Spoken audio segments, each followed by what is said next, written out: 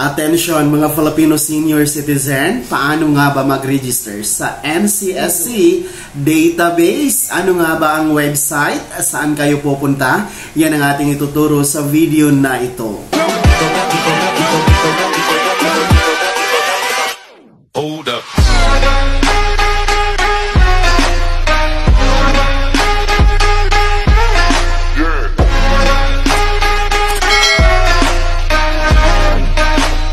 Hello mga ka-vlogs! Welcome dito sa aking YouTube channel. Magandang araw po sa lahat ng mga manonood. Saan po kayong dako sa mundo? Kumusta mga ka-vlogs? Isa pong katanungan mula sa ating Facebook page Messenger ang ating bibigyan ng kasagutan sa episode na ito. Nagtatanong po si Ma'am Rosita Sirios kung ano nga ba ang website ng NCSC database para makarehistro. Yan ang ating pag-uusapan at ituturo mamaya-maya. Pero kung bago ka pa lang dito sa aking YouTube channel, o di kaya hindi ka pa nakasubscribe, abay, i-click nyo muna ang ating subscribe button na nasa baba. Huwag nyong kalimutan na pindutin ang ating notification bell para naman updated ka ng mga videos na i-upload ko. Isa na naman pong katanungan ng ating bibigyan ng kasagutan sa episode na ito, and ito nga po ay nagmula sa ating official Facebook page Messenger, kung saan tinatanong po ni Ma'am Rosita Sirios kung ano nga ba ang website na pupuntahan sa pagpaparehistro sa NCSC database. Yes mga ka-vlogs, sa mga hindi pa po nakakaalam, ang NCSC or the National Commission of Senior Citizen ay pinakabagong ahensya po ng gobyerno na nasa ilalim ng Office of the President. At ito nga po ang mamamahala sa lahat ng mga benepisyo, mga programa, no? Kabilang nga po yung mga pensyon at iba pang mga long-term plan ng NCSC. Sapagkat ngayon po, ang namamahala po ng mga benepisyo at programa ng mga senior citizen ay nasa ilalim po ng DSWD. So, sinisiparate po, dapat ihiwalay na po ang senior citizen sa DSWD. Kaya naman po, create itong NCSC mga ka-vlog. So, ang chairman po nito ngayon ay si Atty. Franklin Quijano. At sinasabi ng batas na kailangan po magkakaroon ng transition or paglilipat ng pamamahala ng mga benepisyo ng mga senior citizen from DSWD to NCSC. Kaya naman po, ngayon puspusan po ang pananawagan ng NCSC na magrehistro na po ang lahat ng mga Filipino senior citizen dito sa database. Online po ang registration. So sinasabing lahat sapagkat mayaman or mahirap, may pensyon or wala, no? Kasali sa social pension or hindi, indigent or hindi,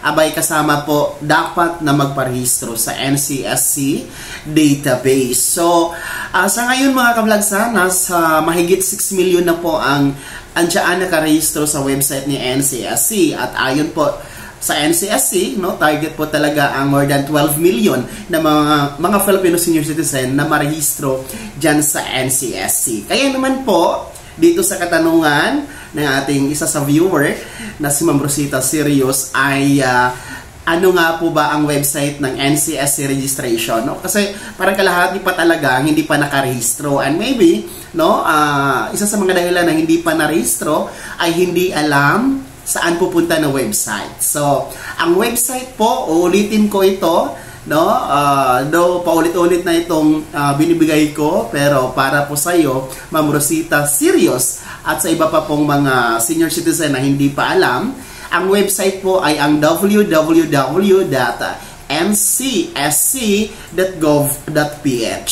Ulitin ko, www.ncsc.gov.ph. Ilalagay ko din po ang link na yan, no, ang website na yan sa description ng video na ito, no. Check niyo lang po ang ating description ng video na ito. So ayan, Ma'am Rosita Sirios, no, ang website po ay ang www.ncsc.gov.ph.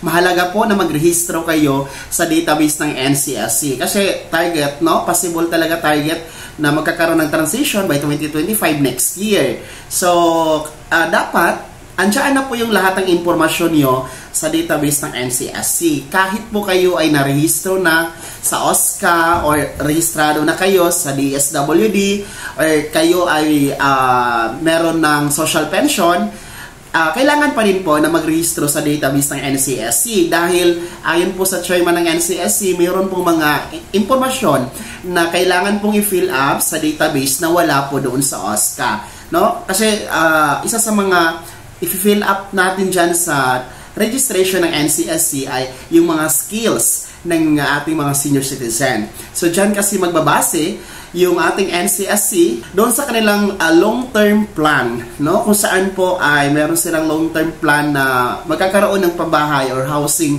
ang ating mga senior citizen, yung healthcare coverage, yung insurance plan, no, para sa mga senior citizen. Maliban pa dyan, yung social pension ngayon na tinatanggap po ng ating mga indigent senior citizen na 1,000 piso bawat buwan ay ililipat na po yan mula DSWD to NCSC. At kung magiging batas na po ang Universal Social Pension Bill, abay NCSC din po ang mamamahala. Kaya naman, mga Filipino senior citizen, huwag na kayong magpahuli dahil ngayon malapit na tayo sa 7 million registered dyan sa NCSC database. So, ulitin ko, ang website po ay ang www.ncsc.gov.ph. Shoutout po sa inyo, Ma'am Rosita Sirios. Saan po kayong dako sa Pilipinas or nasa abroad man po kayo. Bago ko matapos sa video na to, kung gusto niyo pong sumuporta sa aking YouTube channel, i-click niyo po ang ating super thanks button na nasa baba. At sa mga gustong maging miyembro sa aking channel at ma-enjoy ang mga perks, ayan po ang ating join button. Mamili kayo, maraming perks dyan mga ka-vlogs para ma-priority po kayo sa ating mga shoutouts. At kung magko-commenter kayo, ay mauuna pong mababasa kung miyembro kayo dito sa aking YouTube channel. Sana'y naging gabay ang video na to kahit paano na pag-uusapan natin at atin pong nasagot ang inyong mga katanungan na may kinalaman sa mga benepisyo at programa sa pagiging Filipino senior citizen. Kung hindi ka pa nakasubscribe dito sa aking YouTube channel, abay i-click nyo na ang ating subscribe button na nasa baba. Huwag niyong kalimutan na pindutin ang notification bell, ilagay niyo po sa all para naman updated ka sa lahat ng mga videos na i-upload ko.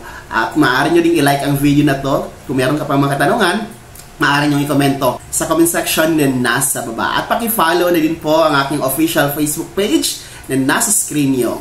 Muli po, ako si Daniel Timpawa na nagsasabing dito sa aking YouTube channel. Pawang katotohanan at lahat totoo lamang.